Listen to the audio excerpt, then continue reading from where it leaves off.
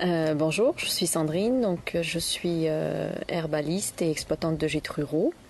Je anime des ateliers en fait sur la fabrication de produits à base de plantes aromatiques et médicinales. Et je produis mes plantes et je les transforme. Je suis Franck, je suis le commis de Sandrine. Et j'essaye de l'aider, l'assister dans toutes ses activités autour de la nature. Moi, je travaillais également dans une PME où j'aidais en fait à qualifier les produits des industriels. Là, j'ai eu une prise de conscience sur ce qu'on pouvait consommer, sur les ingrédients qui étaient contenus dans les différentes formulations. Et c'est là où je me suis intéressée en fait à la toxicité d'un ensemble de composés. Quand on a acheté notre ferme il y a une dizaine d'années, on a voulu la restaurer pour qu'elle dure 100 ans. Ça faisait 15 ans qu'elle était à l'abandon. Et il s'est avéré que, sans qu'on s'en rende vraiment compte en fait, on a utilisé beaucoup de matériaux locaux et naturels. On a fini par faire de notre maison à 80% en autoconstruction. Et du coup, on a pris beaucoup de plaisir à mettre en œuvre ces matériaux écologiques. Et à partir de là, on a remis tout en cause dans notre vie, c'est-à-dire qu'on s'est dit, mais l'alimentation c'est pareil. Et donc à partir de là, on est tous les deux issus de la campagne. Donc on a commencé à faire, on avait un peu de terrain, donc on a commencé naturellement à faire un potager qui était un peu plus important que celui que l'on menait précédemment.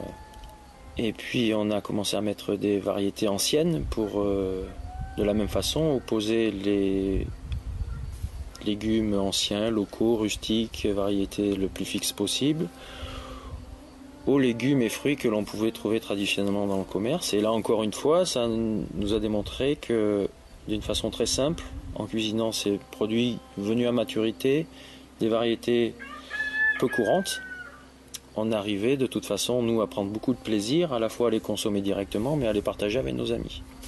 Et à partir de là, on s'est dit, mais pour la médecine, c'est la même chose. Et donc là, on s'est posé la même question. Et donc Sandrine a eu l'opportunité de faire une formation d'herbaliste. Et je pense que cette approche globale fait qu'aujourd'hui, on n'a jamais été en meilleure santé que ce que l'on est actuellement.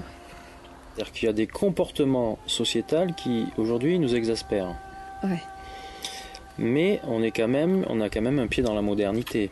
C'est-à-dire que tant que la modernité est au service de l'homme, ou de la vie, on va dire, c'est-à-dire des écosystèmes, choses comme ça, elle ne nous pose pas de soucis.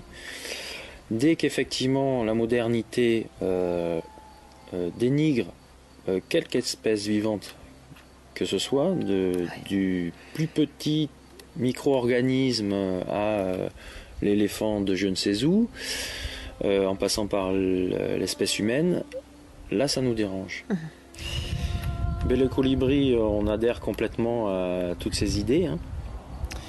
On a été sensible aux actions du mouvement depuis déjà, je pense, la candidature de Pierre Rabhi aux élections présidentielles. Et de loin, on suit ce qui se passe.